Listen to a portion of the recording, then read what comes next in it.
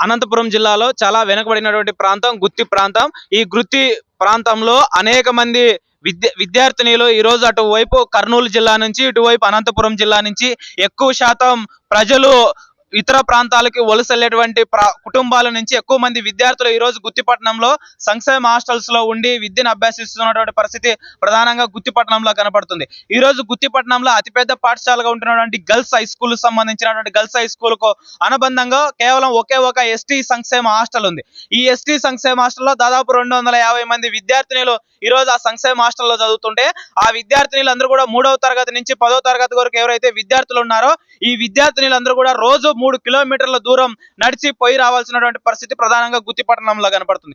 ఈ రోజు ఉదయం 8 గంటలకు టిఫిన్ తిన్నటువంటి విద్యార్థులు అక్కడి నుంచి 3 కిలోమీటర్లు ఇక్కడ దాకా రావడానికి దాదాపు గంట సేపు సమయం పడుతుంది. ఈ రోజు తీరా గంట సేపు సమయం పట్టిన తర్వాత పాఠశాలకు వెళ్ళేటువంటి సందర్భంలో 9 గంటలకు పాఠశాల ప్రారంభిస్తే ఈ రోజు పాఠశాల తలుపులు మూసేస్తే విద్యార్థులు ఈ రోజు బయట నిలబడుకోవాల్సిన పరిస్థితి ఉంది. పాఠశాల 4:30 సమయంలో వదిలితే ఈ రోజు మరీ హాస్టల్ పోయేటువంటి సందర్భంలో సూర్యుడు అస్తమించేటువంటి సందర్భంలో ఈ రోజు విద్యార్థినులందరూ కూడా హాస్టల్కి వెళ్లాల్సిన పరిస్థితి వస్తుంది. దాదాపు 3 కిలోమీటర్లు నడిచేటువంటి సందర్భంలో అనేక మంది ఆకతాయిలు విద్యార్థులను యూటీజింగ్ ర్యాగింగ్ చేస్తున్నారు. మద్యం సేవించినటువంటి వాళ్ళు విద్యార్థినులపై అనేక అఘాయిత్యాలకు పాల్పడుతున్నారు. ఈ రోజు అక్కడ ఉన్నటువంటి ఎవరైతే విద్యార్థినులు చదువుకుంటున్నారో వాళ్ళు అనేకమైనటువంటి భయాందోళనతో ఈ రోజు 3 కిలోమీటర్లు నడిచి ఈ రోజు హాస్టల్ నుంచి పాఠశాలకు రావాల్సినటువంటి దౌర్భాగ్యమైన పరిస్థితి గుత్తిపట్నంలో ఏర్పడింది.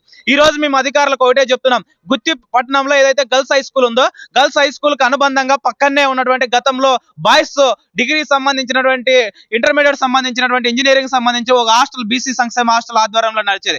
అనేక కారణాల రీత్యా ఈ రోజు ఆ హాస్టల్ ను మూసేశారు. ప్రస్తుతం ఆ భవనం ఖాళీగా ఉంది.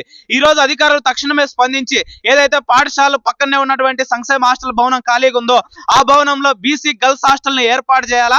ఆ పక్కనే పోలీస్ స్టేషన్ ఉంది, మహిళా విద్యార్థినులకు రక్షణగా ఉంటుంది, పక్కనే పాఠశాల ఉంది, విద్యార్థినులు అందరూ కూడా చదువుకోవడానికి అవకాశంగా ఉంటుంది. బీసీ హాస్టల్ ఏర్పాటు చేయాలా. గుత్తిపట్నంలో బీసీ హాస్టల్ లేకపోవడం దౌర్భాగ్యమైనటువంటి విషయం. హాస్టల్ ఏర్పాటు చేసి పేద మధ్య తరగతి వెనకబడినటువంటి గ్రామీణ ప్రాంత విద్యార్థులందరూ కూడా చదువుకోవడానికి అవకాశం కల్పించాలని ఈ సందర్భంగా మేము ఎస్ఎఫ్ఐగా డిమాండ్ చేస్తున్నాం. లేని పక్షంలో అధికారులు స్పందించకపోతే భవిష్యత్తులో మేము తల్లిదండ్రులను విద్యార్థులను కలుపుకొని పెద్ద ఎత్తున ఆందోళన కార్యక్రమాలు కూడా నిర్వహిస్తామని ఈ సందర్భంగా అధికారులకు తెలియజేస్తున్నాం.